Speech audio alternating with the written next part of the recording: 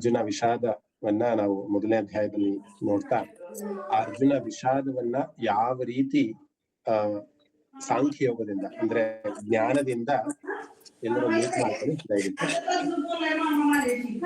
ಸಾಂಖ್ಯ ಅಂತ ಅಂದ್ರೆ ನಾಲೆಡ್ಜ್ ಅನ್ನುವಂತ ಅರ್ಥ ಬರುತ್ತೆ.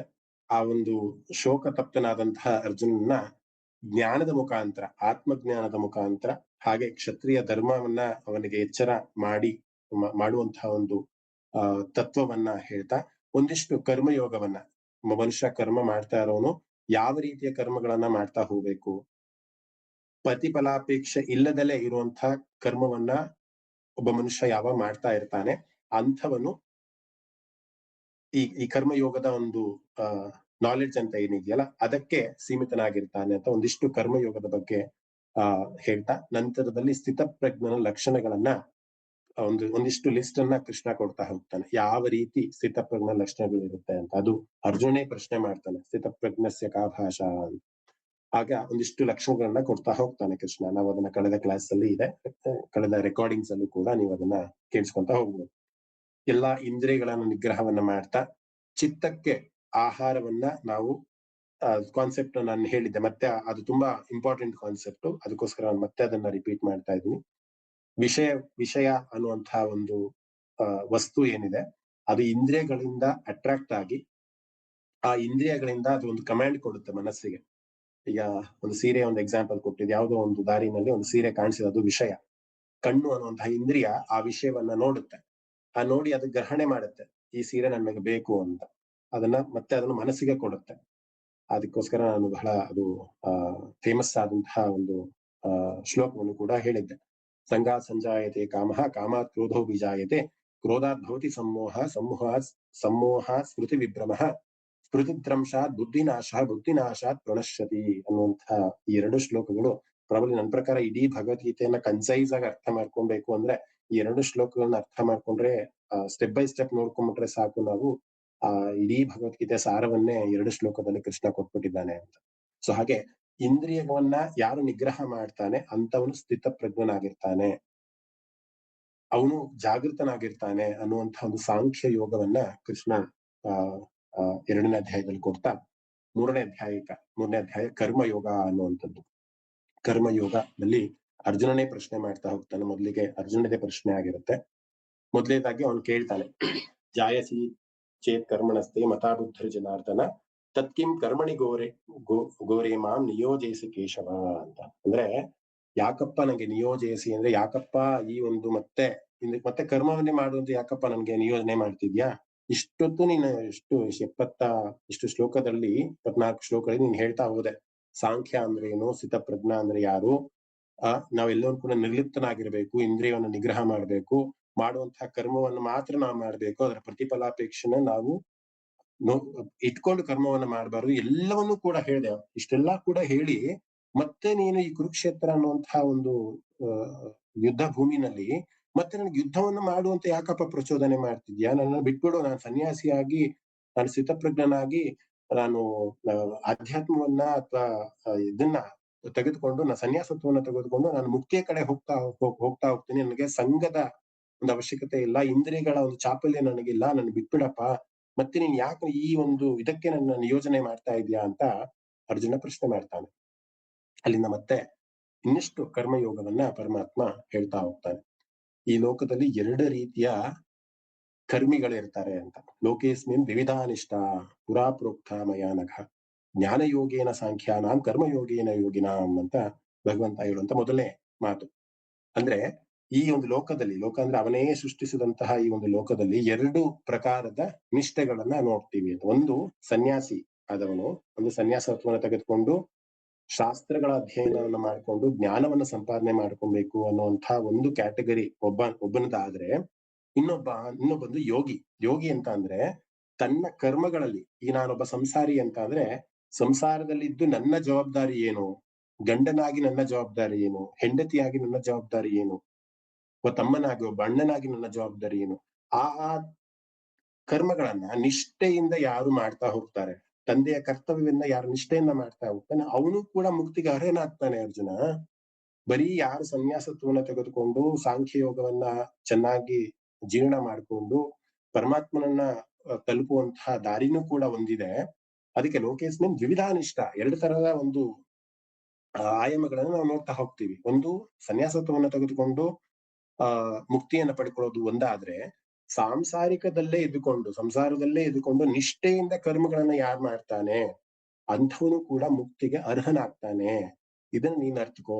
ಇವಾಗ ನಿನಗೆ ಕ್ಷತ್ರಿಯನಾಗಿ ನಿನ್ನ ಕೆಲಸ ಏನಿರೋದು ಅಂತ ಅಂದ್ರೆ, ಧರ್ಮವನ್ನ ಸ್ಥಾಪನೆ ಮಾಡುವಂತದ್ದು ನಿನ್ನ ಕೆಲಸ ಆಗಿದೆ. ನಿನ್ನ ಕರ್ಮ ಈಗ ಏನ್ ಮಾಡ್ಬೇಕಾಗಿದೆ ಅಂತ ಅಂದ್ರೆ, ಒಂದು ನಿಷ್ಕಾಮದಿಂದ ಈ ರಾಜ್ಯ ನನಗ್ ಬರುತ್ತೆ, ಈ ರಾಜ್ಯವನ್ನ ನಾನು ಆಳ್ತೀನಿ, ನಾನೊಬ್ಬ ದೊಡ್ಡ ರಾಜನಾಗಿ ಇಡೀ ಭರತ ಭೂಮಿಯನ್ನ ಆಳ್ತೀನಿ ಅನ್ನೋ ಒಂದು ನಿರೀಕ್ಷೆ ಇಟ್ಕೊಂಡು ನೀನು ಯುದ್ಧವನ್ನ ಮಾಡ್ಬೇಡ.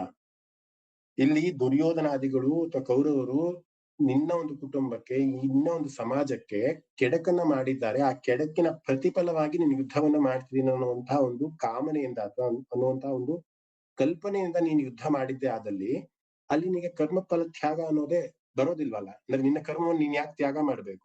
ನಿನ್ನ ಕೆಲಸ ಏನು? ನಿನ್ನ ಜವಾಬ್ದಾರಿ ಏನು? ಯುದ್ಧವನ್ನ ಮಾಡುವಂತದ್ದು ನಿನ್ನ ಜವಾಬ್ದಾರಿ. ಅದನ್ನ ನಿಷ್ಠೆಯಿಂದ ನೀನು ಮಾಡ್ತಾ ಹೋಗು, ಅಲ್ಲೂ ಕೂಡ ನಿನಗೆ ಮುಕ್ತಿ ಸಿಗುತ್ತೆ ಅಂತ ಕೃಷ್ಣ ಬೋಧನೆಯನ್ನ ಮಾಡ್ತಾನೆ. ಇನ್ನಿಷ್ಟು ವಿಚಾರಗಳನ್ನ ಕೃಷ್ಣ ಹೇಳ್ತಾ ಹೋಗ್ತಾನೆ. ನಹಿ ಕಶ್ಚಿತ್ ಕ್ಷಣಮಪಿ ಜಾತು ತಿಷ್ಟಸ್ಯ ಕರ್ಮಕೃತ್ ಕಾರ್ಯತೆ ಯವಶಃ ಕರ್ಮ ಸರ್ವ ಪ್ರಕೃತಿ ಜೈರ್ಗುಣೈಹಿ ಅಂತ ಅವ್ನು ಹೇಳ್ತಾನೆ. ನಿಸ್ಸಂದೇಹವಾಗಿ ಹೇಳ್ತೀನಿ ಅರ್ಜುನ, ಕೇಳಿಸ್ಕೊಂಡು ಹೇಳುದು, ನಿಸ್ಸಂದೇಹವಾಗಿ ಹೇಳ್ತೀನಿ, ಯಾವುದೇ ಒಬ್ಬ ಮನುಷ್ಯ ಹುಟ್ಟತಾನಲ್ಲ ಭೂಮಿ ಮೇಲೆ, ಆ ಮನುಷ್ಯ ಹುಟ್ಟಿದವನು ಕರ್ಮವನ್ನ ಮಾಡದಲ್ಲೇ ಹೋಗೋದಕ್ ಆಗೋದೇ ಇಲ್ಲ. ಆ ಕರ್ಮವನ್ನ ಸವಿಸೋದಕ್ಕೋಸ್ಕರನೇ ಮನುಷ್ಯ ಜನ್ಮವನ್ನ ತಾಳ್ತಾನೆ. ನೀವ್ ಯಾವುದೇ ಒಂದು ಕ್ರಿಮಿಯನ್ನ ನೋಡಿ, ಕೀಟವನ್ನ ನೋಡಿ, ಯಾವ್ದು ಬೇಡ ನಮ್ಮನ್ನೇ ತಗೊಳ್ಳಿ, ಮನುಷ್ಯರನ್ನೇ ತೆಗೆದುಕೊಳ್ಳಿ, ನನ್ನಲ್ಲಿ ಏನು ಕರ್ಮ ಅಂದ್ರೆ ಶೇಷ ಅಂದ್ರೆ ಯಾವ್ದು ಕರ್ಮಗಳಿಲ್ಲ ಅಂದ್ರೆ ನಾನು ಮನುಷ್ಯನಾಗಿ ಹುಟ್ಟೋದೇ ಇಲ್ಲ. ನಾನು ಮತ್ತೆ ಮುಕ್ತಿಯನ್ನ ಪ್ರಾಪ್ತಿ ಮಾಡ್ಕೊಂಡು ಅಲ್ಲೇ ಪರಮಾತ್ಮನಲ್ಲಿ ಒಬ್ಬನಾಗ್ಬಿಟ್ಟಿರ್ತೇನೆ. ನಾನು ಇವತ್ತು ಈ ಭೂಮಿ ಮೇಲೆ ಹುಟ್ಟಿದ್ದೀನಿ ಅಂತ ಅಂದ್ರೆ ಏನೋ ಒಂದು ಕರ್ಮವನ್ನ ಮಾಡಿದ್ದೀನಿ, ಅದಕ್ಕೋಸ್ಕರನೇ ಹುಟ್ಟಿದ್ದೀನಿ. ಮತ್ತೆ ನಾನು ಯಾವ ರೀತಿಯ ಕರ್ಮಗಳನ್ನ ಮಾಡಿದ್ರೆ ಮತ್ತೆ ಹುಟ್ಟಲ್ಲ ಅನ್ನೋದನ್ನ ಯಾರು ಆಲೋಚನೆಯನ್ನ ಮಾಡ್ತಾರೆ, ಅವರಿಗೆ ಮಾತ್ರ ಮುಕ್ತಿ ಸಿಗ್ತಾ ಹೋಗುತ್ತೆ ಅಂತ ಕೃಷ್ಣ ಅರ್ಜುನ್ಗೆ ಹೇಳ್ತಾ ಹೋಗ್ತಾನೆ. ಸೊ ಯಾವ ರೀತಿ ಕರ್ಮಗಳನ್ನ ಮಾಡ್ಬೇಕು ಅನ್ನೋದೇ ಕರ್ಮಯೋಗ ಅನ್ನುವಂಥದ್ದು. ಸೊ ಇಲ್ಲಿ ಕೃಷ್ಣ ಸ್ಪಷ್ಟವಾಗಿ ಒಂದನ್ನು ಹೇಳ್ತಾನೆ, ಏನು ಅಂತ ಅಂದ್ರೆ, ಪ್ರತಿಯೊಬ್ಬ ಮನುಷ್ಯ ನೀನು ತಟಸ್ಥನಾಗಿ ಒಂದೇ ಕಡೆ ಕೂತ್ಕೊಂಡು ನಾನು ಏನು ಮಾಡಲ್ಲಪ್ಪ, ನನಗೆ ಯಾವುದೇ ಪಾಪಗಳು ಬೇಡ, ಯಾವುದೇ ಕ್ಲೇಶಗಳು ಬೇಡ, ಏನು ಬೇಡ ಅಂತ ತಟಸ್ಥನಾಗಿ ಕೂತ್ಕೊಂಡ್ರು ಕೂಡ ಅವನ ಮನಸ್ಸು ತಟಸ್ಥವಾಗಿ ಕೂತ್ಕೊಳ್ಳಲ್ಲ. ಒಂದೆಲ್ಲ ಒಂದು ಆಲೋಚನೆಯನ್ನು ಮಾಡ್ತಿರುತ್ತೆ. ಅಂಟಿಲ್ ಅನ್ಲೆಸ್ ಅವನು ಸ್ಮೃತಿ ಭ್ರಮಣೆ ಆಗಿದೆ ಅಥವಾ ಅವನಿಗೇನೋ ಮೆಂಟಲಿ ಚಾಲೆಂಜ್ಡ್ ಅನ್ನುವಂತಹ ಒಂದು ಇದನ್ನ ಹೊರತುಪಡಿಸಿ ಪ್ರತಿಯೊಬ್ಬನ ಮನಸ್ಸಿನಲ್ಲೂ ಕೂಡ ಒಂದಲ್ಲ ಒಂದು ಕ್ರಿಯೆ ನಡೀತಾನೆ ಇರುತ್ತಲ್ಲ. ಅದು ಆಲೋಚನೆಗಳಾಗಿರ್ಬಹುದು ಅಥವಾ ಬೇರೆ ಯಾವ್ದೋ ಆಗಿರ್ಬಹುದು. ಯಾರೋ ಒಬ್ರು ನನ್ಗೆ ವಾಟ್ಸಪ್ ಅಲ್ಲಿ ಒಂದು ಪ್ರಶ್ನೆಯನ್ನು ಮಾಡಿ, ಗೀತಾಮೃತ ಟೀಮ್ ಅವರೇ ಅಂತ ಒಂದು ಬಹಳ ಹಿಂದೆ ಬಂದಂತಹ ಪ್ರಶ್ನೆ. ನಾನು ಸಹಜವಾಗಿ ನನ್ನ ಇಂದ್ರಿಯಗಳನ್ನ ಬಳಸ್ಕೊಂಡು ನಾನು ಯಾರಿಗೂ ಕೂಡ ಮೋಸ ಮಾಡಿಲ್ಲ ಮಹೋದಯ. ನಾನು ಯಾರಿಗೂ ಕೂಡ ಕೆಡಕನ್ನು ಮಾಡಿಲ್ಲ, ಕಳ್ತನವನ್ನು ಮಾಡಿಲ್ಲ, ಕೆಟ್ಟ ಕೆಲಸವನ್ನು ಮಾಡಿಲ್ಲ. ಆದ್ರೆ ನನ್ನ ಆಲೋಚನೆಗಳು ಮಾತ್ರ ಕೆಟ್ಟದಾಗಿರುತ್ತೆ. ಇದಕ್ಕೆ ಕರ್ಮ ಅಂಟುತ್ತಾ ಇಲ್ವಾ ಅಂತ ಒಂದು ಪ್ರಶ್ನೆ ಮಾಡಿದ್ರು. ನನ್ನ ಉತ್ತರವಾಗಿತ್ತು, ಖಂಡಿತ ಅಂಟುತ್ತೆ ಅಂತ. ನೀವು ನಿಮ್ಮ ಇಂದ್ರಿಯಗಳನ್ನ ಅಥವಾ ಕರ್ಮೇಂದ್ರಿಯಗಳನ್ನ ಬಳಸೇ ಕರ್ಮವನ್ನ ಮಾಡ್ಬೇಕು ಅಥವಾ ಕ್ರಿಯೆಗಳನ್ನ ಮಾಡ್ಬೇಕು ಅನ್ನೋದಲ್ಲ. ಕೆಟ್ಟ ಆಲೋಚನೆಗಳು ಮನಸ್ಸಿಗೆ ಸ್ಪರ್ಶಿಸಿದ್ರೂ ಕೂಡ ಅಲ್ಲಿ ಪಾಪದ ಒಂದು ಎಣಿಕೆ ಶುರು ಆಗುತ್ತೆ. ಅದೊಂದು ಅಶ್ಲೀಲತೆ ಆಗಿರ್ಬೋದು, ಅಥವಾ ಒಂದು ಇನ್ನೊಬ್ಬರನ್ನ ವಿನಾಶ ಮಾಡ್ಬೇಕು ಅನ್ನುವಂತಹ ಒಂದು ಮನಸ್ಥಿತಿ ಆಗಿರ್ಬೋದು, ಅಥವಾ ಯಾವುದೇ ಆ ರೀತಿಯ ಒಂದು ಮನಸ್ಸಿನಲ್ಲಿ ನಾವು ಯಾವಾಗ್ಲೂ ಕೂಡ ಒಳ್ಳೆಯದನ್ನೇ ಸ್ಮರಿಸುತ್ತಾ, ಒಳ್ಳೆಯದನ್ನೇ ಆಲೋಚನೆ ಮಾಡ್ತಾ, ಇನ್ನೊಬ್ಬರಿಗೆ ನಾನು ಯಾವ ರೀತಿ ಒಳ್ಳೆ ಕೆಲಸವನ್ನ ಮಾಡಬಹುದು ಅನ್ನುವಂತಹ ಕ್ರಿಯೆ ಅಥವಾ ಅನ್ನುವಂತಹ ಕ್ಯಾಲ್ಕುಲೇಷನ್ ನಮ್ಮ ಮನಸ್ಸಿನಲ್ಲಿ ಯಾವಾಗ ಓಡಾಡ್ತಾ ಇರುತ್ತೆ, ಆಗ ಮಾತ್ರ ಅದು ಆಡ್ ಆನ್ ಆಗ್ತಾ ಹೋಗುತ್ತೆ. ಅಂದ್ರೆ ಪುಣ್ಯದ ಒಂದು ಕ್ರಿಯೆಗೆ ಹೋಗ್ತಾ ಇರುತ್ತೆ. ನಾವು ತಟಸ್ಥನಾಗಿ ಕೂತ್ಕೊಂಡು ನಾನು ಏನು ಕ್ರಿಯೆ ಮಾಡ್ತಾ ಇಲ್ಲ, ನಾನು ಒಂದು ಜಾಗದಲ್ಲೇ ಕೂತೇ ಇದ್ದೀನಿ, ಆದ್ರೂ ಕೂಡ ನಾನು ಏನು ನನಗೆ ಕರ್ಮ ಅಂಟಲ್ಲ ಅಂದ್ರೆ ಅದು ಖಂಡಿತ ತಪ್ಪಾಗುತ್ತೆ. ಯಾಕೆಂದ್ರೆ ಅಲ್ಲಿ ನಿಮ್ಮ ಕರ್ಮೇಂದ್ರಿಯಗಳ ಕೆಲಸ ಮಾಡ್ತಿಲ್ಲ, ಬಟ್ ನಿಮ್ಮ ಮನಸ್ಸು ಕೆಲಸ ಮಾಡ್ತಾ ಇದೆಯಲ್ಲ. ಕೃಷ್ಣ ಅದನ್ನೇ ಹೇಳ್ತಾ ಇರೋದು. ನಹಿ ಕಶ್ಚಿತ್ ಕ್ಷಣ, ಮತ್ತು ಒಂದು ಕ್ಷಣವೂ ಕೂಡ ಕರ್ಮ ಮಾಡ್ದಲೆ ಇರೋದಕ್ ಸಾಧ್ಯನೇ ಇಲ್ಲ. ಒಬ್ಬ ಮನುಷ್ಯನಾಗಿ ಹುಟ್ಟಿದವನು ಅವನ ಪಾಪಗಳನ್ನ ನೀಗಿಸ್ಕೊಬೇಕು ಅಂದ್ರೆ ಮನುಷ್ಯನಾಗಿ ಹುಟ್ಟುತ್ತಾನೆ. ಅವನ ಇಂದ್ರಿಯಗಳ ಸಹಾಯದಿಂದ ಯಾವ ಕರ್ಮೇಂದ್ರಿಯಗಳ ಬಗ್ಗೆ ಕೃಷ್ಣ ಹೇಳ್ತಾ ಹೋಗ್ತಾನೆ. ಕರ್ಮೇಂದ್ರಿಯಗಳಂದ್ರೆ ಯಾವ? ಇಂದ್ರಿಯಗಳು ಅಂದ್ರೆ 5: ಕಣ್ಣು, ಮೂಗು, ನಾಲಿಗೆ, ಕಿವಿ, ಇವೆಲ್ಲವೂ ಕೂಡ ಇಂದ್ರಿಯಗಳು. ಕರ್ಮೇಂದ್ರಿಯಗಳು ಅಂದ್ರೆ ಅವು ಆ ಇಂದ್ರಿಯಗಳ ಚಾಪಲ್ಯವನ್ನ ನೀಗಿಸುವಂತಹ ಒಂದು ಕ್ರಿಯೆಗೆ ಸಹಾಯ ಮಾಡುವಂಥದ್ದೇ ಕರ್ಮೇಂದ್ರಿಯಗಳು. ಈಗ ನನ್ನ ಕೈ ಕೆಲಸ ಮಾಡೋದಕ್ಕೆ ನಾನು ಇವತ್ತು ಆಫೀಸ್‌ಗೆ ಹೋಗ್ತೀನಿ ಅಂದ್ರೆ ಟೈಪ್ ಮಾಡ್ತೀನಿ. ಅದಕ್ಕೆಲ್ಲ ನನ್ನ ಕೈ ಸಹಾಯ ಮಾಡ್ತಿದೆ. ನನ್ನ ಕೈ ಕರ್ಮೇಂದ್ರಿಯ. ನನ್ನ ಕಾಲು, ನನ್ನ ಆಹ್, ಆಹ್, ಒಂದಿಷ್ಟು ಮೂತ್ರ ಹೋಗಿರೋದು ಅಥವಾ ನನ್ನ ಮಾಡ್ಬೋದು ಪ್ರತಿಯೊಂದು ಕೂಡ ಇವೆಲ್ಲಕ್ಕೂ ಕರ್ಮೇಂದ್ರಿಯಗಳಿಗೆ ಸಹಾಯ ಕರ್ಮೇಂದ್ರಿಯಗಳು ಅಂತ ಹೇಳುವಂಥದ್ದು. ಅಂದ್ರೆ ನಾವು ಮಾಡುವಂತಹ ಪ್ರತಿಯೊಂದು ಕೆಲಸಕ್ಕೂ ಕೂಡ ನನಗೆ ಸಪೋರ್ಟ್ ಮಾಡುವಂತಹ ಒಂದು ನಿಟ್ಟಿನಲ್ಲಿ ಯಾವುದು ಕೆಲಸ ಮಾಡುತ್ತೆ ಅವೆಲ್ಲವೂ ಕೂಡ ಕರ್ಮೇಂದ್ರಿಯಕ್ಕೆ ಬರ್ತವೆ. ಸೊ ಇದರ ಸಹಾಯದಿಂದ ಕರ್ಮಗಳನ್ನ ಮನುಷ್ಯ ಮಾಡ್ತಾ ಹೋಗ್ತಾನೆ ಅಂತ. ಕರ್ಮೇಂದ್ರಿಯಾಣಿ ಸಂಯಮ್ಯ ಯಾಸ್ತೆ ಮನಸಾ ಸ್ಮರನ್. ಯಾರಾದ್ರೂ ಒಬ್ರು ನನ್ನ ಇಂದ್ರಿಯಗಳನ್ನ ಅಂದ್ರೆ ನನ್ನ ಕರ್ಮೇಂದ್ರಿಯಗಳನ್ನ ನಾನು ಎಲ್ಲ ಬರೀ ಒಳ್ಳೇದಕ್ಕೆ ಯೂಸ್ ಮಾಡ್ತಾ ಇದ್ದೀನಿ. ನನ್ನ ಚಿಂತನೆಗಳೆಲ್ಲರೂ ಕೂಡ ಒಳ್ಳೇದೇ ಆಗಿದೆ. ಆದ್ರೆ ನಾನೇನು ಕೆಲಸ ಮಾಡಲ್ಲ ಅಂತ ಕೂತ್ಕೊಂಡ್ಬಿಟ್ರೆ ಅವನು ಮಿಥ್ಯಾಚಾರಿ ಅಥವಾ ಡಂಬಾಚಾರಿ ಅಂತ ಕೃಷ್ಣ ಹೇಳ್ತಾ ಹೋಗ್ತಾನೆ. ನಿನಗೆ ಶಕ್ತಿ ಇದೆ, ದೇಹದಲ್ಲಿ ಶಕ್ತಿ ಇದೆ, ನಿನಗೆ ಚೈತನ್ಯ ಇದೆ, ಆದ್ರೂ ಕೂಡ ನೀನು ಕೆಲಸ ಮಾಡೋದಿಲ್ಲ ಅಂತ ಅಂದ್ರೆ ನೀನೊಬ್ಬ ಡಂಬಾಚಾರಿ ಅಂತ ಕೃಷ್ಣ ಹೇಳ್ತಾನೆ. ನಿನ್ನಲ್ಲಿದ್ದಂತಹ ಚೈತನ್ಯವನ್ನ, ನಿನ್ನಲ್ಲಿದ್ದಂತಹ ಶಕ್ತಿಯನ್ನ, ನಿನ್ನಲ್ಲಿದ್ದಂತಹ ಜ್ಞಾನವನ್ನ, ನಿನ್ನಲ್ಲಿದ್ದಂತಹ ಹಣವನ್ನ, ನಿನ್ನಲ್ಲಿದ್ದಂತಹ ಏನು ಪರಮಾತ್ಮ ನಿನಗೋಸ್ಕರ ಅಂತ ಏನು ಕೊಟ್ಟಿದ್ದಾನಲ್ಲ, ಅದನ್ನ ಸರಿಯಾದ ಸಮಯದಲ್ಲಿ ಸರಿಯಾದ ವ್ಯಕ್ತಿಗೆ ಸರಿಯಾದ ಕರ್ಮವನ್ನ ಮಾಡದೆ ಹೋದ್ರೂ ಕೂಡ ಅದು ಪಾಪವೇ. ನಿಯತಂ ಕುರು ಕರ್ಮತ್ವಂ ಕರ್ಮ ಕರ್ಮಜ್ಜಾಯೋ ಹ್ಯಕರ್ಮಣಃ ಶರೀರ ಯಾತ್ರಾಪಿಚತೆ ನ ಪ್ರಸಿದ್ಧೇದ ಕರ್ಮಣಃ ಅಂತ ಒಂದು ಶ್ಲೋಕ ಬರುತ್ತೆ.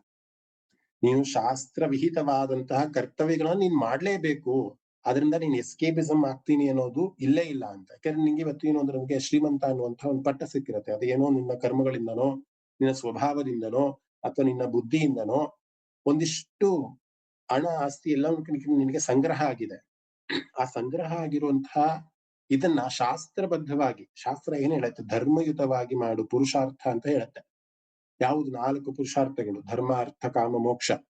ಈ 4 ಪುರುಷಾರ್ಥಗಳನ್ನ ಇಟ್ಕೊಂಡು ಯಾರು ಕರ್ಮವನ್ನ ಮಾಡ್ತಾನೋ ಅವನು ಪುರುಷನಲ್ಲಿ ಉತ್ತಮ. ಅಂದ್ರೆ ಪುರುಷಾರ್ಥವನ್ನ ಅಂದ್ರೆ ಶಾಸ್ತ್ರದಲ್ಲಿ ಇರುವಂತಹ ಹಾಗೆ ಕರ್ತವ್ಯ ಕರ್ಮವನ್ನು ಮಾಡ್ತಾ ಇದ್ದಾನೆ ಅಂತ. ಈ ರೀತಿ ಯಾರು ಕರ್ಮವನ್ನ ಮಾಡಿದ್ರೆ, ಶಾಸ್ತ್ರ ವಿಹಿತವಾದಂತಹ ಕರ್ಮವನ್ನ ಯಾರು ಮಾಡ್ತಾರೋ ಅವರು ಈ ಅಂದ್ರೆ ಮತ್ತೆ ಅಧೋಲೋಕಕ್ಕೆ ಹೋಗ್ತಾ ಇರ್ತಾರೆ. ಊರ್ಧ್ವ ಲೋಕಕ್ಕೆ ಅವರು ಸಂಚಾರ ಮಾಡೋದಕ್ಕೆ ಸಾಧ್ಯ ಆಗಲ್ಲ. ಇಲ್ಲಿ 3ನೇ ಅಧ್ಯಾಯದಲ್ಲಿ ಲೋಕಗಳ ಬಗ್ಗೆ ಪ್ರಸ್ತಾಪ ಇಲ್ಲ. ನಾನು ನಿಮ್ಗೆ ಕರ್ಮಯೋಗ ಅಂದ್ರೆ ಏನು ಅನ್ನೋದು ಅರ್ಥ ಆಗ್ಲಿ ಅನ್ನುವಂತ ನಿಟ್ಟಿನಲ್ಲಿ ನಮಗೆ ಶಾಸ್ತ್ರ ವಿಹಿತವಾದಂತಹ ಕರ್ತವ್ಯ ಕರ್ಮಗಳನ್ನ ಒಬ್ಬ ಮನುಷ್ಯ ಮಾಡ್ತಾ ಹೋಗ್ಬೇಕು. ಒಬ್ಬ ತಟಸ್ಥನಾಗಿ ಸ್ಟಾಗ್ನೆಂಟ್ ಆಗಿ ಕೂತಿದ್ರು ಕೂಡ ಅದು ಪಾಪವೇ. ನಮ್ಮ ತಾಯಿ ಯಾವಾಗಲೂ ಕೂಡ ನನಗೆ ಒಂದು ಮಾತು ಹೇಳ್ತಿರ್ತಾರೆ. ಇವತ್ತು ನಮಗೆ ಚೈತನ್ಯ ಇದೆ, ಇವತ್ತು ನನಗೆ ಶಕ್ತಿ ಇದೆ, ಇವತ್ತು ನನಗೆ ಮಾಡುವಂತಹ ಟೈಮ್ ಇದೆ, ಎಲ್ಲವೂ ಇದೆ ಅಂತ ಅಂದಾಗ ಯಾವ ಮನುಷ್ಯ ಕೆಲಸವನ್ನು ಮಾಡೋದಿಲ್ವೋ ಅದು ಪಾಪ, ಅವನು ಪಾಪವನ್ನು ಮಾಡ್ತಿದ್ದಾನೆ ಅಂತ. ಯಾಕೆಂದ್ರೆ ದೇವರು ಇನ್ನೊಬ್ರು ಯಾರಿಗೋ ಚೈತನ್ಯವನ್ನ ಕೊಟ್ಟು, ಇನ್ನೊಬ್ರು ಯಾರು ಕೈ ಕೊಟ್ಟಿರಲ್ಲ, ಕಾಲು ಕೊಟ್ಟಿರಲ್ಲ, ಇನ್ನೊಂದು ಏನೋ ಒಂದು ನ್ಯೂನತೆಗಳನ್ನ ಕೊಟ್ಟಿರ್ತಾನೆ. ಅವರಿಗೆ ಮಾಡುವಂತ ಹುಮ್ಮಸ್ಸಿರುತ್ತೆ, ಆದ್ರೆ ಅವರಿಗೆ ಅಂಗದೋಷ ಇರುತ್ತೆ. ಆದ್ರೆ ನಿನಗೆ ಎಲ್ಲವೂ ಕೂಡ ಇದೆ. ದೇವರು ಎಲ್ಲವನ್ನೂ ಕೂಡ ಚೈತನ್ಯವನ್ನು ಕೊಟ್ಟಿದ್ದಾನೆ, ಕೈ ಕಾಲು ಮೂಗು ಎಲ್ಲವನ್ನೂ ಕೂಡ ಕೊಟ್ಟು ಕರ್ಮೇಂದ್ರಿಯಗಳನ್ನು ಕೊಟ್ಟಿದ್ದಾನೆ, ಎಲ್ಲವನ್ನೂ ಕೂಡ ಕೊಟ್ಟಿದ್ದಾನೆ. ಆದ್ರೂ ಅದನ್ನ ಸಮರ್ಥವಾಗಿ ನೀನು ಉಪಯೋಗಿಸ್ಕೊಂತ ಇಲ್ಲ ಅಂತ ಅಂದ್ರೆ ಅಲ್ಲಿ ನೀನು ಕರ್ಮ ಮಾಡ್ತಾ ಇಲ್ಲ ಅಂತ ಅರ್ಥ. ಕೊಟ್ಟಿರುವಂತಹ ಅಥವಾ ದೇವರು ನಮಗೆ ಕರುಣಿಸುವಂತಹ ಎಲ್ಲವನ್ನೂ ಕೂಡ ನಾವು ಸಮರ್ಥವಾಗಿ ನಾವು ಅದನ್ನ ಬಳಕೆಯನ್ನ ಮಾಡ್ಬೇಕು. ಇವತ್ತು ನನಗೆ ಜ್ಞಾನ ಇದೆ ಅಂತಂದ್ರೆ ಆ ಜ್ಞಾನವನ್ನ ಇನ್ನಿಷ್ಟು ಜನಗಳಿಗೆ ಹಂಚುವಂತ ಕೆಲಸವನ್ನ ನಾವು ಮಾಡ್ಬೇಕು. ನಮಗೆ ಸ್ವಲ್ಪ ನನಗೆ ಮೀರಿದ, ನನ್ನ ಅಗತ್ಯಕ್ಕೆ ಮೀರಿದಂತಹ ಸಂಪತ್ತು ನನ್ನಲ್ಲಿದೆ ಅಂತ ಅಂದ್ರೆ ಆ ಸಂಪತ್ತನ್ನ ಯಾವ ರೀತಿ ನನಗೆ ಇಟ್ಟುಕೊಂಡು, ನಾ ದರಿದ್ರನಾಗ್ಬೇಕು ಅನ್ನೋದಲ್ಲ, ನನಗೆ ಇಟ್ಟುಕೊಂಡು ಇನ್ನೊಬ್ಬರಿಗೆ ನಾನು ಎಷ್ಟರ ಮಟ್ಟಿಗೆ ಸಹಾಯವನ್ನ ಮಾಡಕ್ ಆಗತ್ತೆ, ಇದೇ ಕರ್ಮಯೋಗ ಅಂತ ಕೃಷ್ಣ ಹೇಳುವಂಥದ್ದು. ಬಹಳ ಸಿಂಪ್ಲೆಸ್ಟ್ ಆಫ್ ಸಿಂಪ್ಲೆಸ್ಟ್ ವರ್ಡ್ ಅಲ್ಲಿ ನಾನು ಈ ಕರ್ಮಯೋಗವನ್ನ ಹೇಳ್ತಾ ಇದ್ದೀನಿ. ಒಂದೊಂದು ಶ್ಲೋಕವಾಗಿ ನಾವು ಹೇಳ್ತಾ ಹೋದಾಗ ಅದರ ಅರ್ಥ ಇದನ್ನೇ ಕೊಡ್ತಾ ಹೋಗುತ್ತೆ, ಬೇರೆ ಇನ್ನೇನು ಕೊಡ್ತಾ ಹೋಗೋದಿಲ್ಲ. ಒಬ್ಬ ಮನುಷ್ಯನಾಗಿ ಹುಟ್ಟಿದ ಮೇಲೆ ಅವನ ಕರ್ಮವನ್ನ ಅವನು ಮಾಡ್ಲೇಬೇಕು ಯಥಾಶಕ್ತಿ. ಹೆಂಗಿರುತ್ತೆ ಯಥಾಶಕ್ತಿ, ಅವನ ಶಕ್ತಿಗೆ ಮೀರಿದ ಕೆಲಸವನ್ನು ನಾವು ಯಾರು ಕೂಡ ಮಾಡಕ್ಕಾಗಲ್ಲ. ಇವತ್ತು 10 kg ಅಕ್ಕಿಯ ಮೂಟೆಯನ್ನು ನನ್ನ ಕೈಲಿ ಹೊರೋದಕ್ಕಾಗತ್ತೆ ಅಂತ ಅಂದ್ರೆ ಅಷ್ಟು ಮಾತ್ರ ನಂಗೆ ಹೊರಕ್ಕಾಗತ್ತೆ. 50 kg ಮೂಟೆಯನ್ನ ಕೊಟ್ರೆ ನಾನು ಹೊರೋದಕ್ಕೆ ಆಗೋದಿಲ್ಲ. ಅಟ್ಲೀಸ್ಟ್ ನಿಂಗೆ 10 kg ಮೂಟೆಯನ್ನ ಹೊರುವಂತ ಶಕ್ತಿ ನಿನಗಿದೆ ಅಂತ ಅಂದ್ರೆ ಅದನ್ನ ಹೊರು ಅಂತ ಕೃಷ್ಣ ಹೇಳುವಂತ. ಅಂದ್ರೆ ಆ ಕರ್ಮವನ್ನ ಮಾಡು ನೀನು. ಇವತ್ತು ನೀನು ರಣರಂಗದಲ್ಲಿ ನಿಂತ್ಕೊಂಡು ಮಹಾಭಾರತ ಅನ್ನುವಂತಹ ಒಂದು ಯುದ್ಧದಲ್ಲಿ ನೀನು ಪಾಲ್ಗೊಂಡಿದ್ಯಾ ಮಧ್ಯಮ ಪಾಂಡವನಾಗಿ, ಶಸ್ತ್ರ ತ್ಯಾಗವನ್ನ ಮಾಡದಲೆ ಬಿಲ್ಲನ್ನ ಎತ್ತಿ ಯುದ್ಧವನ್ನ ಮಾಡು, ನೀನು ಕ್ಷತ್ರಿಯ, ನಿನ್ನ ಧರ್ಮ ಅದು, ಮಾಡು ಅಂತ ಹೇಳುವಂತ ಅದೇ ಕರ್ಮಯೋಗ ಅಂತ ಕೃಷ್ಣ ಹೇಳ್ತಾರೆ. ಒಂದಿಷ್ಟು ಉದಾಹರಣೆಗಳನ್ನ ಕೃಷ್ಣ ಇದೇ ಒಂದು ಅಧ್ಯಾಯದಲ್ಲಿ ಕೊಡ್ತಾ ಹೋಗ್ತಾನೆ. ಇದು ನೀನು ಅಷ್ಟೇ ಅಲ್ಲಪ್ಪ ಮಾಡ್ತಿರೋದು, ಆಗಿನ ಪ್ರಜಾಪತಿ ಬ್ರಹ್ಮದಿಂದ ಇಟ್ಕೊಂಡು ಕಲ್ಪದಲ್ಲಿ ಅಂದ್ರೆ ಆದಿಯಲ್ಲಿ ಪ್ರಜಾಪತಿ ಬ್ರಹ್ಮ ಏನ್ ಮಾಡ್ದ, ಒಂದಿಷ್ಟು ಯಜ್ಞಗಳ ಒಂದು ಸಹಾಯದಿಂದ ಅಂದ್ರೆ ಇಡೀ ಸೃಷ್ಟಿಯನ್ನ ಮಾಡುವಂತ ಒಂದು ಒಂದು ಕ್ರಿಯೆನಲ್ಲಿ ಒಂದಿಷ್ಟು ಋಷಿಗಳನ್ನ ಒಂದಿಷ್ಟು ಅಂದ್ರೆ ಪ್ರಜಾಪತಿ ಬ್ರಹ್ಮ ಯಾವ ರೀತಿ ಸೃಷ್ಟಿಯನ್ನ ಮಾಡ್ಬೇಕು ಎಲ್ಲವನ್ನೂ ಕೂಡ ಅವನು ಕೂಡ ಕೆಲಸ ಮಾಡಿದ್ದಾನೆ. ಇಡೀ ಸೃಷ್ಟಿ ಆಗಿದೆಯಲ್ಲ, ಅಲ್ಲೂ ಕೂಡ ಒಂದು ಕೆಲಸ ಆಗಿದೆ. ದೇವತೆಗಳ ಒಂದು ಪಾತ್ರ ಇದೆ, ಋಷಿಗಳ ಒಂದು ಪಾತ್ರ ಇದೆ. ನಾವು ಇಡೀ ಭಾಗವತ ಕಥೆಗಳನ್ನ ನಾವು ನೋಡ್ಕೊಂಡೇ ಬಂದಿದೀವಿ. ಎಲ್ಲರೂ ಕೂಡ ಕ್ರಿಯೆಯಲ್ಲಿ ಕರ್ಮದಲ್ಲಿ ತೊಡಗಿಕೊಂಡೇ ಇದ್ದಾರೆ.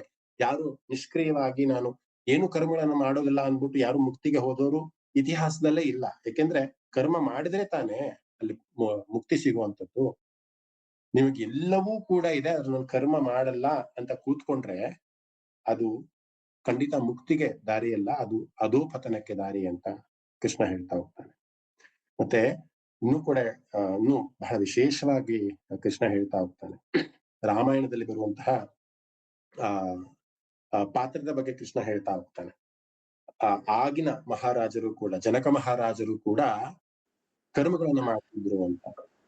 ಯಾಕೆ ಜನಕ ಮಹಾರಾಜರು ಯಾವ ಉದಾಹರಣೆಯನ್ನು ಕೊಟ್ಟು ಕೃಷ್ಣ ಈ 3ನೇ ಅಧ್ಯಾಯದಲ್ಲಿ ಹೇಳ್ತಾನೆ ಅಂತ ಅಂದ್ರೆ, ಸಾಮಾನ್ಯ ನಿಮ್ಗೆಲ್ಲರೂ ಕೂಡ ಗೊತ್ತಿದ್ರೆ ಜನಕ ಮಹಾರಾಜರು ಸಂಸಾರಿ ಆಗಿದ್ರು ಕೂಡ ಆಧ್ಯಾತ್ಮದ ದಾರಿಲಿ ಅಥವಾ ಮುಕ್ತಿಗೆ ಹೋಗ್ಬೇಕು ಅನ್ನುವಂತ ದಾರಿನಲ್ಲಿ ಬಹಳ ಪರಿಪಕ್ವವಾಗಿ ಬಹಳ ನಿರ್ಧಾರವನ್ನ ತೆಗೆದುಕೊಂಡಂತಹ ಒಬ್ಬ ಮನುಷ್ಯ.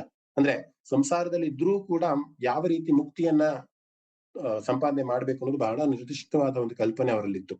ಒಂದು ಸಣ್ಣ ಕಥೆ ಕೂಡ ಅದಕ್ಕೆ ಸಾಕ್ಷಿ ಆಗ್ತಾ ಹೋಗುತ್ತೆ. ಅವರು ಗುರುಕುಲದಲ್ಲಿ ತನ್ನ ಗುರುಗಳ ಹತ್ರ ವಿದ್ಯೆಯನ್ನ ಕಲಿತಾ ಇರ್ತಾರೆ. ಅಂದ್ರೆ ಜ್ಯೇಷ್ಠರಾದ್ರೂ ಕೂಡ ಜ್ಞಾನ ಅನ್ನೋದು ವಯಸ್ಸಿಗೆ ನಿಲುಕಿದ್ದಲ್ಲ ಅಲ್ವಾ. ಗುರುಗಳು ಪಾಠವನ್ನು ಮಾಡ್ತಿರ್ತಾರೆ. ಆದ್ರೆ ಸ್ವಲ್ಪ ಜನ ಅಲ್ಲಿದ್ದಂತಹ ಶಿಷ್ಯರಿಗೆ ಅವ್ರ ಮೇಲೆ ಅನುಮಾನ, ಇವನು ದೊಡ್ಡ ರಾಜನಾಗಿದ್ದಾನೆ, ಅದಕ್ಕೋಸ್ಕರ ಗುರುಗಳು ಇವನನ್ನ ಬಹಳ ಪ್ರಿಯವಾಗಿ ಕಾಣ್ತಾರೆ, ಯಾಕೆಂದ್ರೆ ಇವನು ಆರ್ಥಿಕವಾಗಿ ಪ್ರಬಲನಾಗಿದ್ದಾನೆ ಅಂತ ಅಂದ್ಬಿಟ್ಟು ಗುರುಗಳು ಜಾಸ್ತಿ ಅವನ ಮೇಲೆ ತುಂಬಾ ಮೋಹಿತರಾಗಿರ್ತಾರೆ ಅಥವಾ ಅವನಿಗೆ ಬಹಳ ಒಂದು ಮಾನ್ಯತೆಯನ್ನ ಕೊಡ್ತಾ ಹೋಗ್ತಾರೆ ಅನ್ನುವಂತ ಒಂದು ಅನುಮಾನ ಒಂದಿಷ್ಟು ಶಿಷ್ಯಂದರಿಗೆ ಇರುತ್ತಂತೆ.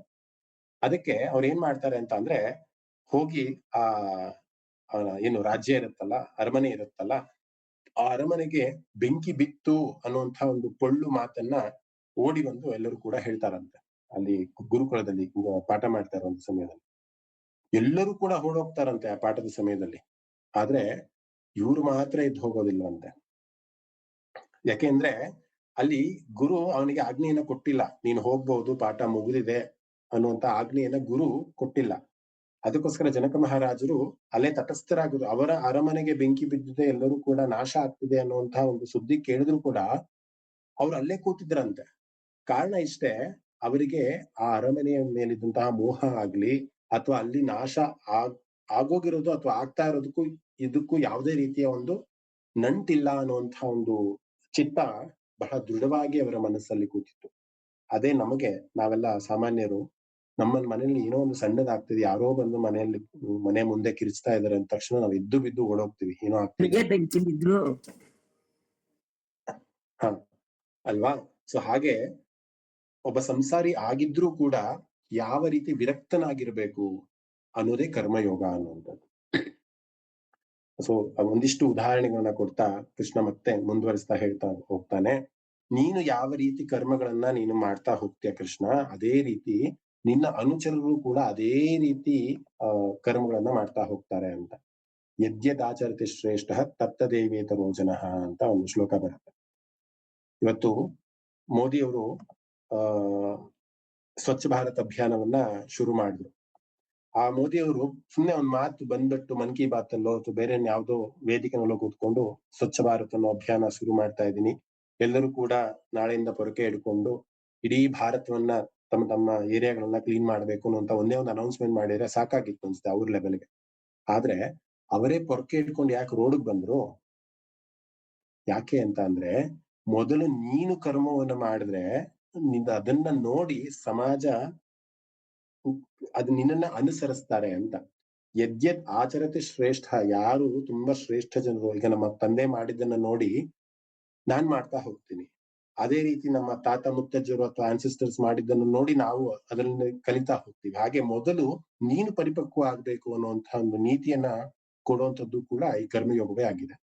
ಅದಕ್ಕೋಸ್ಕರ ಇಲ್ಲಿ ಕೃಷ್ಣ ಹೇಳುವಂತ ಮಾತು, ಈ ಒಂದು ಜನರೇಷನ್ ಏನಿದೆ, ಅರ್ಜುನನ ಜನರೇಷನ್ ಏನಿದೆ, ಇವಾಗ ನೀನು ಬಿಲ್ಲನ್ನ ಕೆಳಗಡೆ ಇಟ್ಬಿಟ್ಟು ನಾನು ಯುದ್ಧವನ್ನು ಮಾಡಲ್ಲ ಅಂತ ಏನಾದ್ರು ಹೋಗ್ಬಿಟ್ರೆ, ನಿನ್ನ ಅನುಚರರು ಅಥವಾ ನಿನ್ನ ವಂಶಸ್ಥರು ಅಥವಾ ನಿನ್ನ ಒಂದು ಜನಾಂಗದಲ್ಲಿ ಬಂದು ನಿನ್ನ ವಂಶದಲ್ಲಿ ಹುಟ್ಟುವಂತವ್ರು ಎಲ್ಲರೂ ಕೂಡ ನಿನ್ನೆ ಅನುಸರಿಸ್ತಾರಪ್ಪ. ಯದ್ಯದಾಚರತೆ ಶ್ರೇಷ್ಠ ತತ್ತದೇವೇ ತರೋ ಜನಃ ಸಯತ್ ಪ್ರಮಾಣಂ ಕುರುತೆ ಲೋಕಸ್ತದನುವರ್ತತೆ ಅಂತ ಹೇಳ್ತಾರೆ. ಶ್ರೇಷ್ಠ ಪುರುಷರು ಯಾವ ಆಚರಣೆಯನ್ನ ಮಾಡ್ತಾರೆ, ಇದು ನಮ್ಗೆ ಎಷ್ಟು ಒಳ್ಳೆ ಉದಾಹರಣೆ ಅಂತಂದ್ರೆ, ನಮ್ಮ ಮನೆಗಳಲ್ಲಿ ನಾವು ಶುಚಿತ್ವವನ್ನ, ನಿಯಮಗಳನ್ನ ಎಷ್ಟರ ಮಟ್ಟಿಗೆ ಪಾಲನೆ ಮಾಡಬೇಕು ಅನ್ನೋದಕ್ಕೆ ಈ ಶ್ಲೋಕ ಬಹಳ ಆಪ್ಟ್ ಅಂತ ಅನ್ಸುತ್ತೆ. ನಾವು ಮನೆಗಳಲ್ಲಿ ಬೆಳಗ್ಗೆ ಎದ್ರೆ ಬಾಗಿಲಿಗೆ ನೀರ್ ಹಾಕಿ ರಂಗೋಲಿನ ಬಿಡಬೇಕು, ಶುಚಿತ್ವವಾಗಿರ್ಬೇಕು, ಸ್ನಾನವನ್ನ ಮಾಡ್ಬೇಕು, ಪೂಜೆನ ಮಾಡ್ಬೇಕು, ಸಂಧ್ಯಾ ವಂದನೆ ಮಾಡ್ಬೇಕು.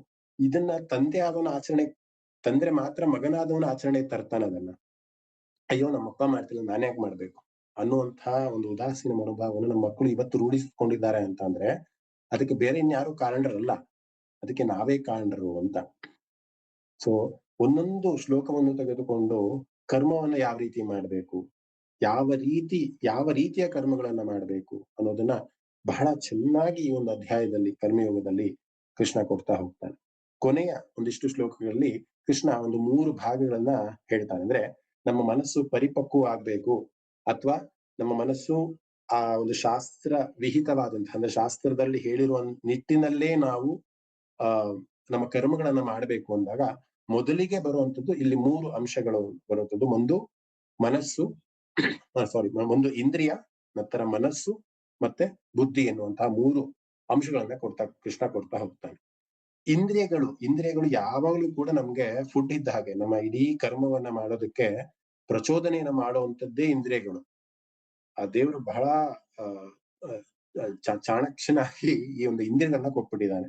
ವಿಷಯಗಳ ಗ್ರಹಣ ನಾವು ಯಾವ್ದನ್ನ ಮಾಡ್ತೀವಿ, ಅಥವಾ ನಮ್ಮ ಚಿತ್ತಕ್ಕೆ, ನಾನು ಸಾಂಖ್ಯಯೋಗದಲ್ಲಿ ಬಹಳ ಸ್ಪಷ್ಟವಾಗಿ ಹೇಳ್ತಾ ಇದ್ದೆ, ನಮ್ಮ ಚಿತ್ತಕ್ಕೆ ನಾವೇನು ಆಹಾರವನ್ನ ಕೊಡ್ತಾ ಹೋಗ್ತೀವಿ, ಅದು ಬರೀ ಈ ಜನ್ಮದಲ್ಲ, ಮುಂದಿನ ಜನ್ಮದಲ್ಲೂ ಕೂಡ ಅದೇ ಚಿತ್ತ ನಮಗೆ ಬುಗ್ಗೆ ಆಗಿ ಮೇಲಿರ್ತಾ ಬರ್ತಾ ಇರುತ್ತೆ.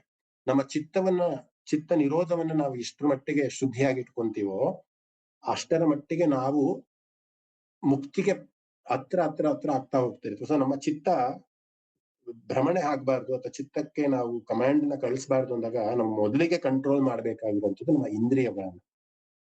ಇಂದ್ರಿಯಗಳು ನಮಗೆ ಒಳ್ಳೆಯದನ್ನ ಗ್ರಹಣ ಮಾಡ್ತಾ ಇದೆಯಾ, ನನ್ನ ಪ್ರತಿನಿತ್ಯದ ಬೆಳಗ್ಗೆ ಎದ್ದಿ ಸಾಯಂಕಾಲ ಮತ್ತೆ ಮಲಗುವ ತನಕವೂ ಕೂಡ ನಾನು ಮಾಡುವಂತಹ ಎಲ್ಲಾ ಕೆಲಸಗಳು ಕೂಡ ಇಂದ್ರಿಯ ನನ್ನಲ್ಲಿ ಗ್ರಹಣ ಮಾಡುವಂತಹ ಒಂದು ಕ್ರಿಯೆ ಸಾತ್ವಿಕವಾಗಿ ನಡೀತಾ ಇದೆಯಾ ಅನ್ನೋದನ್ನ ಪ್ರತಿಯೊಬ್ಬ ಮನುಷ್ಯನು ಕೂಡ ಅಬ್ಸರ್ವ್ ಮಾಡ್ಲೇಬೇಕಾಗುತ್ತೆ. ಅದೇನ್ ಮಾಡತ್ತೆ, ಆ ಇಂದ್ರಿಯ ಆ ಎಲ್ಲಾ ವಿಷಯಗಳ ಗ್ರಹಣೆಯನ್ನ ಮಾಡಿಕೊಂಡು ಮನಸ್ಸಿಗೆ ಕಮಾಂಡ್ ಅನ್ನ ಕೊಡುತ್ತೆ. ನಾನಾಗ್ಲೇ ಒಂದು ಎಕ್ಸಾಂಪಲ್ ಕೊಟ್ಟ ಹಾಗೆ, ಒಂದು ಸೀರೆಯನ್ನ ನೋಡುತ್ತೆ ಕಣ್ಣು, ಇಂದ್ರಿಯ. ಅದು ಮನಸ್ಸಿಗೆ ಹೇಳುತ್ತೆ ಇದು ನಿನಗ್ ಒಪ್ಪುತ್ತೆ, ಅಥವಾ ನೀನ್ ಸಣ್ಣ ಇದೆಯಾ, ಈ ಸೀರೆಯನ್ನು ಉಟ್ಕೊಂಡ್ರೆ ನೀನ್ ಚೆನ್ನಾಗಿ ಕಾಣಿಸಿದೆ, ಬರೀ ಎಕ್ಸಾಂಪಲ್ ಕೊಡ್ತಾರೆ. ಸೊ ಅದು ಏನೇ ಆಗಿರ್ಬೋದು, ಆ ಮನಸ್ಸಿಗೆ ಈ ಇಂದ್ರಿಯ ಅನ್ನೋದು ಆಹಾರವಾಗಿ ಮನಸ್ಸಿಗೆ ಕೊಡ್ತಾ ಹೋಗುತ್ತೆ. ಸುಮಾರು ಜನ ನಾನು ಕೇಳಿದ್ದೀನಿ, ಯಾಕೋ ಇವತ್ತು ಮನಸ್ಸು ಸರಿಗಿಲ್ಲ, ಮನಸ್ಸು ಎಲ್ಲಿದೆ ಅಂತ ಯಾರಿಗೂ ಕೊಡೋದು, ನಿಮ್ಗೆಲ್ಲ ಯಾರಿಗೂ ಕೂಡ ಗೊತ್ತು ಮನಸ್ಸು ಎಲ್ಲಿದೆ ಅಂತ. ಅದು ಎದೆ ಭಾಗದಲ್ಲಿ ಇದೆಯಾ, ಅಥವಾ ಹೊಟ್ಟೆ ಭಾಗದಲ್ಲಿ ಇದೆಯಾ, ಕೈ ಭಾಗದಲ್ಲಿ ಇದೆಯಾ, ಗೊತ್ತಿಲ್ಲ ಅಲ್ವಾ. ಸೊ ಹೇಳೋದಕ್ ಮಾತ್ರ ಅಲ್ಲಿ ಮನಸ್ಸು ಅಂದ್ರೆ ಬೇರೆ ಯಾರು ಅಲ್ಲ, ಅದು ನೀವೇ. ಈಗ ನಾನ್ ದಿನೇಶ್ ಅಂದ್ರೆ ನಾನೇ ಮನಸ್ಸು ಅನ್ನೋಂಥದ್ದು.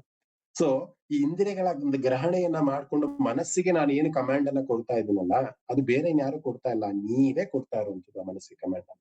ಈ ಮನಸ್ಸು ಏನ್ ಮಾಡುತ್ತೆ, ಇಂದ್ರಿಯಗಳಿಂದ ಸಿಕ್ಕಂತ ಎಲ್ಲಾ ಆಹಾರಗಳನ್ನ ಗ್ರಹಣೆ ಮಾಡ್ಕೊಂಡು ಮನಸ್ಸಿನಲ್ಲಿ, ಚಿತ್ತದಲ್ಲಿ ಇಟ್ಕೊಂಡು ಆ ಬುದ್ಧಿಯನ್ನ ಕೇಳುತ್ತೆ, ಇದು ಬೇಕಾ.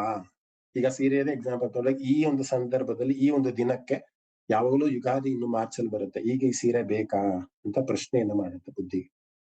ಬೇರೆ ಯಾವ್ದನ್ನ ಒಳ್ಳೆ ಎಕ್ಸಾಂಪಲ್ ತಗೊಂಬೋದಿತ್ತು ನಾನು, ಬಟ್ ಆದ್ರೂ ಬುದ್ಧಿಯನ್ನ ಕೇಳುತ್ತೆ ಮನಸ್ಸು ಅನ್ನೋದು.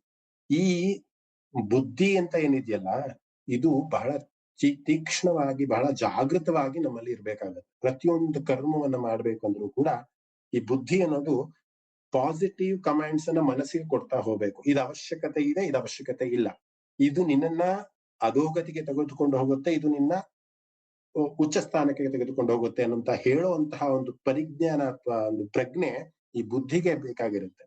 ಈ ಬುದ್ಧಿ ಏನಾದ್ರೂ ಕೆಟ್ಟ ಕಮಾಂಡ್ ಅನ್ನ ಅಥವಾ ಮನಸ್ಸಿಗೆ ಇಡಿಸುವಂತ, ಯಾವಾಗಲೂ ಕೂಡ ಮನಸ್ಸಿಗೆ ಯಾವ್ದು ಇಡಿಸುತ್ತೆ ಅಂತಂದ್ರೆ ನೆಗೆಟಿವ್ ಇದನ್ನೇ ಬಹಳ ಇಷ್ಟ, ಕ್ಷಣಿಕವಾದಂತಹ ಇದೇ ಮನಸ್ಸಿಗೆ ಬೇಗ ಇದಾಗುತ್ತೆ. ಯಾಕೆಂದ್ರೆ ಇಂದ್ರಿಯಗಳು ಹಾಗೆ ಅಲ್ವಾ, ಇಂದ್ರಿಯಗಳಿಗೆ ಏನ್ ಬೇಕು? ಒಳ್ಳೆ ಸ್ಪರ್ಶ ಬೇಕು, ಒಳ್ಳೆ ಟೇಸ್ಟ್ ಬೇಕು, ಒಳ್ಳೆ ನೋಟ ಬೇಕು. ಆ ಇಂದ್ರಿಯಗಳಿಗೆ ಅದೇ ಬೇಕು, ಅದನ್ನೇ ಮನಸ್ಸಿಗೆ ಅದು ಹೇಳುತ್ತೆ. ಹೇಗೆಂದ್ರೆ ಮಕ್ಕಳು, ಅವ್ರಿಗೆ ಅಷ್ಟು ಪರಿಜ್ಞಾನಗಳಿರಲ್ಲ, ಅವ್ರು ಇನ್ನೂ ಅಷ್ಟೊಂದು ಎಜುಕೇಟ್ ಆಗಿರಲ್ಲ. ಬಂದ್ಬಿಟ್ಟು ಅಪ್ಪನ್ ಕೇಳಿಸ್ತಾ ಚಾಕ್ಲೇಟ್ ಬೇಕು ನಂಗೆ, ಅದು ಹಲ್ಲು ಹಾಳಾಗಲಿ ಬೇರೆ ಏನಾಗಲಿ ಕೇಳುತ್ತೆ. ಇದು ಮನಸ್ಸು ಅನ್ನೋದು ಪೇರೆಂಟ್ ಇದ್ದ ಹಾಗೆ, ಕಮಾಂಡ್ ತಗೊಳುತ್ತೆ ಮಕ್ಕಳಿಂದ. ಏನೋ ಮಕ್ಕಳು ಎಲ್ಲಾ ಕೇಳ್ತಾರೆ, ಏನೋ ಪಾಶ್ ಇದನ್ನೆಲ್ಲಾ ಕೇಳ್ತಾರೆ, ತುಂಬಾ ದೊಡ್ಡ ದೊಡ್ಡ ವಸ್ತುಗಳನ್ನೆಲ್ಲ ಕೇಳ್ತಾರೆ. ಇದು ಗ್ರಹಣೆ ಮಾಡುತ್ತೆ ಮನಸ್ಸು ಅನ್ನೋದು. ಆ ಬುದ್ಧಿಗೆ ಕೇಳುತ್ತೆ, ಅಂದ್ರೆ ಅದನ್ನ ಪರ್ಸನ್ ಕೇಳುತ್ತೆ, ಪೇರೆಂಟ್ ಅಲ್ಲಿ ಇರೋ ಪರ್ಸನ್, ನಿನ್ನ ಹತ್ರ ದುಡ್ಡಿದ್ಯಾ ಮಗನ್ ಕೊಡ್ಸೋದಕ್ಕೆ ಅಂತ. ಆ ಬುದ್ಧಿ ಆ ಪೇರೆಂಟ್ಗೆ ಸರಿಯಾದ ಕಮಾಂಡ್ ಕೊಟ್ಟಾಗ ಮಾತ್ರ ಇಂದ್ರಿಯಗಳು ತಂತಾನೆಗೆ ಕಂಟ್ರೋಲ್ ಬರುತ್ತೆ ಅನ್ನುವಂಥದ್ದು.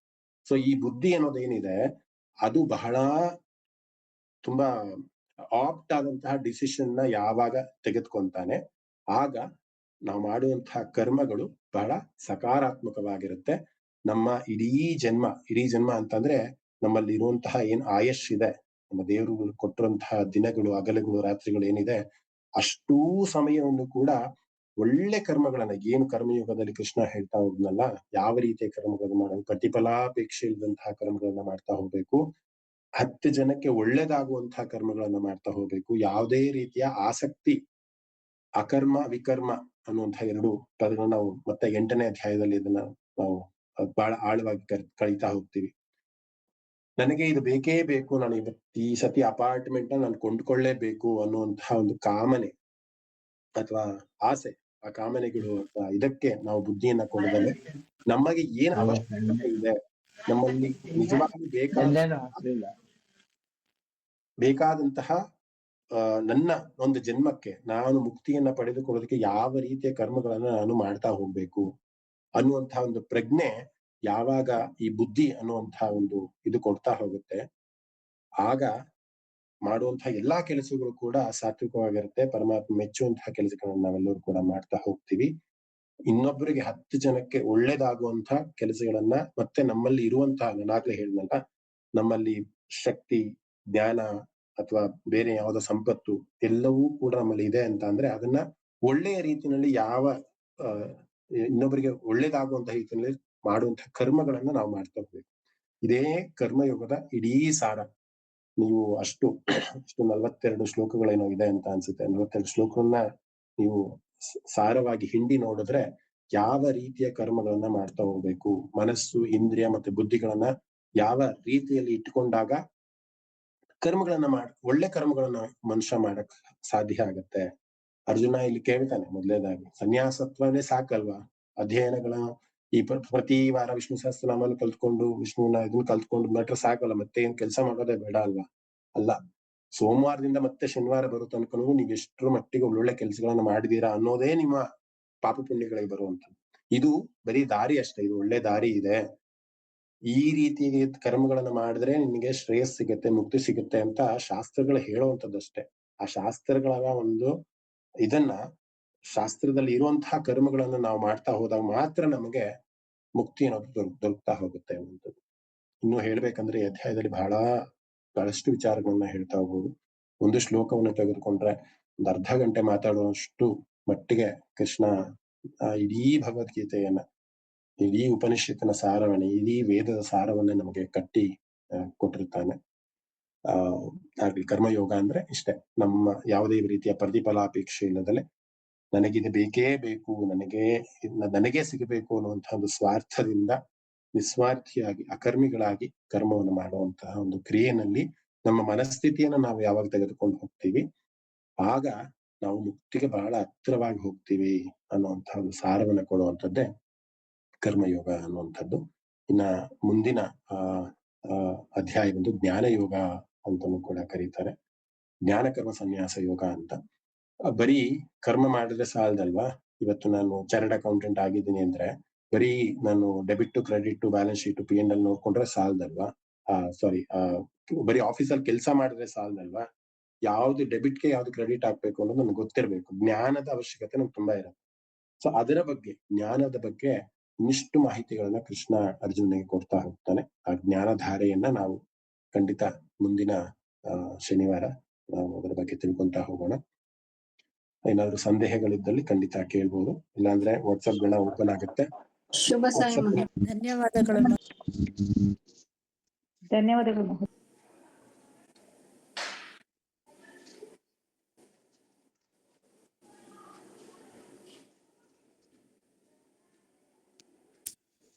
ಭವಂತು ಸುಖಿನಃ ಸರ್ವೇ ಸಂತು ನಿರಾಮಯಾಃ ಸರ್ವೇ ಭದ್ರಾಣಿ ಪಶ್ಯಂತು ಮಾ ಕಶ್ಚಿತ್ ದುಃಖಭಾಗ್ ಭವೇತ್. ಓಂ ಶಾಂತಿ ಶಾಂತಿ ಶಾಂತಿ. ಶ್ರೀ ಗುರುಭ್ಯೋ ನಮಃ. ಹರಿ ಓಂ. ಸರ್ವೇ ಜನ